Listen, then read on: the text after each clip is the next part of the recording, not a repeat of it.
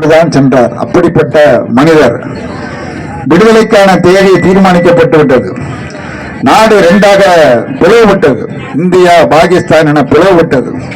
அந்த பிளவுபட்ட சந்தர்ப்பத்தில் இஸ்லாமியர்கள் எல்லாம் பாகிஸ்தான் இங்க இருக்கிற இஸ்லாமியர்கள் அங்கே வர வேண்டும் என்கிறார்கள். இந்திய மண்ணில் இருக்கிற இஸ்லாமியர்கள் நாங்கள் வரமாட்டோம், எங்களுடைய தாய் மண் இதுதான், நாங்கள் இங்கேயே தான் இருப்போம் என்று இஸ்லாமியர்கள் இங்கே இருந்தார்கள்.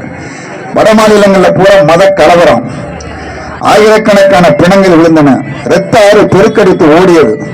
மகாத்மா காந்தி அதை வேடிக்கை பார்க்கவில்லை. நாட்டினுடைய விடுதலைக்கு இதற்காக நான் போராடினேன். சகோதரர்களாக இருக்க வேண்டியவர்கள் இன்றைக்கு ஒருவரை ஒருவர் வெட்டி சாய்த்துக் கொண்டு செத்து மடிந்து கொண்டிருக்கிறார்கள் என்று சொல்லி அந்த கலவர பகுதிக்கு போனார்.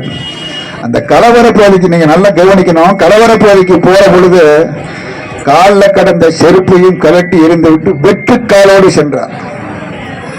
இங்க ஆடையை கலட்டினாரு. கலவரம் வந்த பொழுது செருப்பையும் கலட்டி எறிந்து விட்டு வெற்று காலோடு சென்றார்.